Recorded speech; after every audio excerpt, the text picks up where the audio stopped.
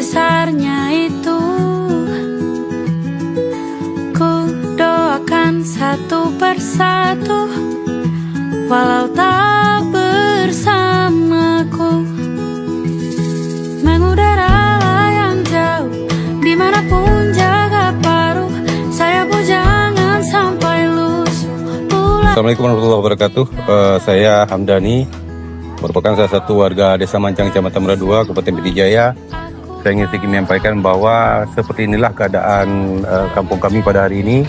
Mungkin masih banyak sekali kendala-kendala di lapangan yang kita lihat, karena pemukiman warga belum tersentuh sedikit pun untuk dilakukan pembersihan, dan akses jalan pun masih sangat susah untuk dilalui.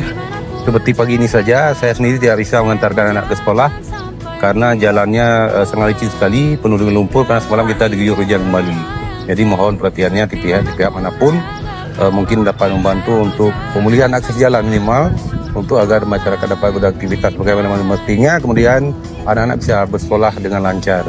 Terima kasih.